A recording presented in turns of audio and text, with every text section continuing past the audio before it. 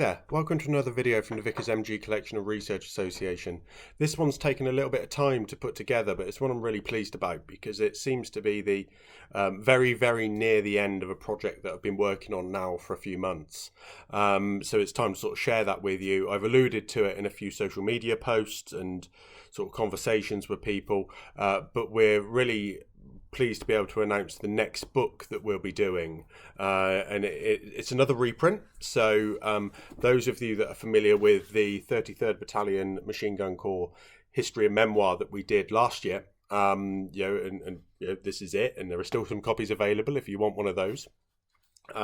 This was 230 odd pages that we took from the original 1919 edition and reproduced in what we think is really high quality, and certainly the feedback that we've had from those that have bought a copy is that it's a good quality book and they're pleased to have it, and an interesting book too. It was that sort of only Machine Gun Corps infantry memoir. This isn't a First World War book, which is sort of, we are going to do some more Great War material, of course. It's Year of the Machine Gun 2022, centenary of the disbandment. But this is a Second World War memoir, and this is the copy that I have from the year 2000, and this is A CANLOAN Officer by Rex Fendick. So Reginald F. Fendick, he was a CANLOAN, so a loan service officer that came across when the British Army didn't have enough subalterns in the infantry, or were certainly facing losses and shortages. So Rex was one of those Canadian officers that came across, and he served with the He served with the Middlesex Regiment as a platoon commander. So this is his memoir, and there's about 300 pages actually. And I'll run through the layout of that in a minute for you as we sort of scan through it.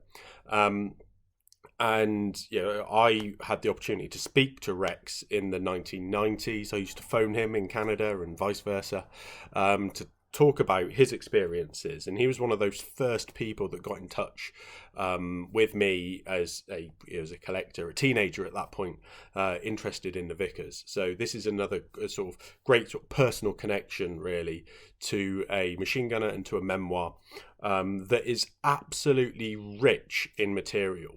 It's worth saying that this is a bigger book than the 33rd Battalion. We're going to have it produced in exactly the same way. So you'll see the Middlesex Regiment cap badge here instead of the Machine Gun Corps, and it'll be a CANLOAN Officer. And we'll have all the material there, and it'll be the same material. We're going to use the same printers. They did such a good job with this that we'll repeat that, so that they look great on the shelf together as well. And we've had, what's amazing is I reached out to Rex's son Reg back in October, November time, asking for whether he would allow us to do this project, and he came back and was really gracious and said yes, brilliant. He remembered his dad talking about me. We corresponded a little bit after his father passed away, but came out of touch, and we eventually found Reg through Facebook.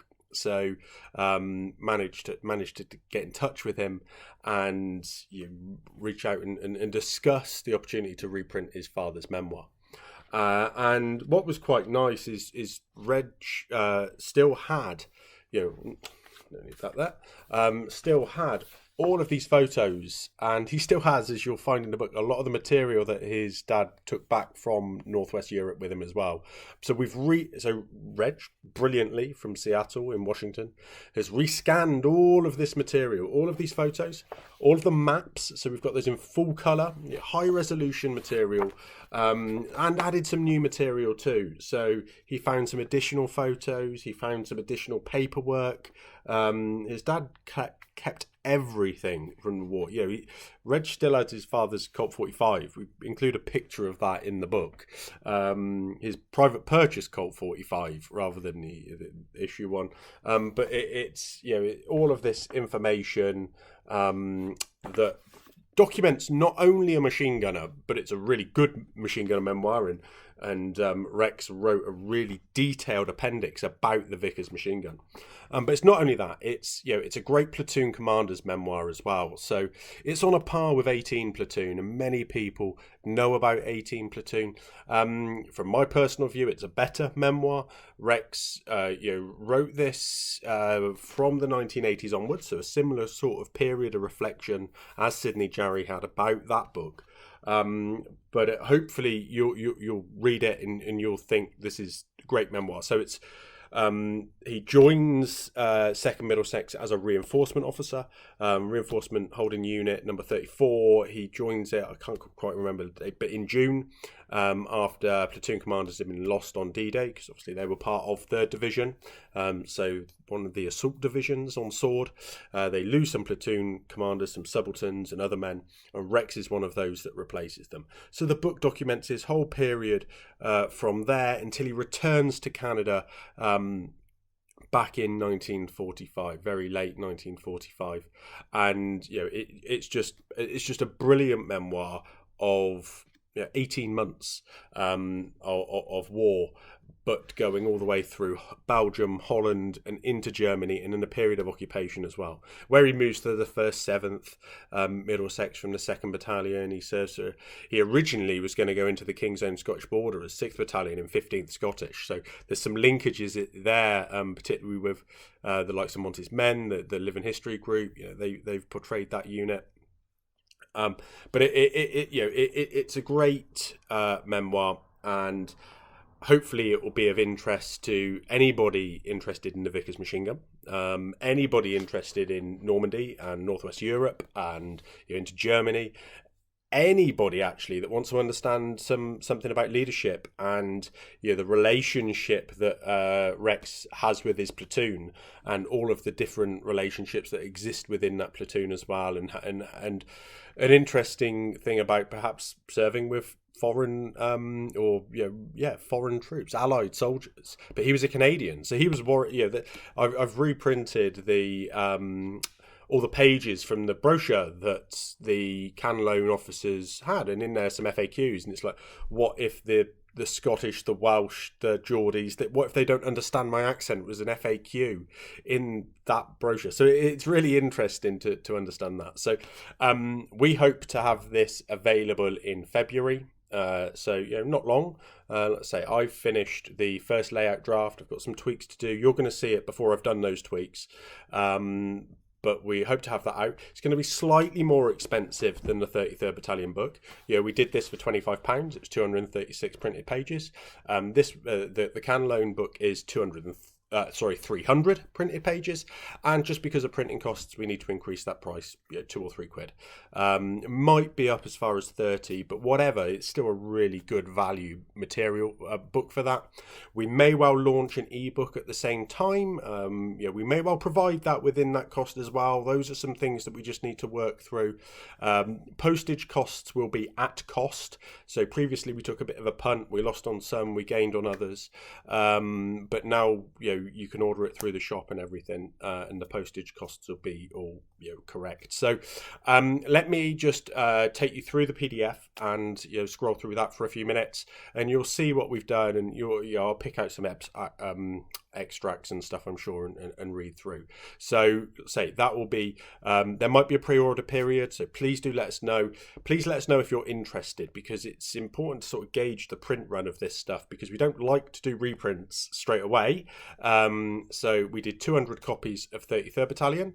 I'm thinking perhaps 200 maybe again, or maybe even 300 copies of this, because it's got a potential wider sort of readership. So do let us know if you're interested, just on social media or what, and we can just gauge numbers.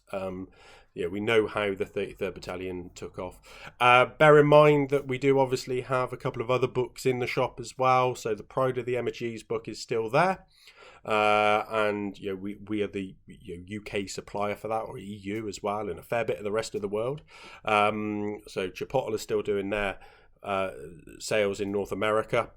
We've got pretty much the books for retail. For everything else, that's there. Suicide Club by Graham Sacker as well, which links to all the photos that we're sharing, the postcards at the moment. So Graham's produced a book of machine gun corps units.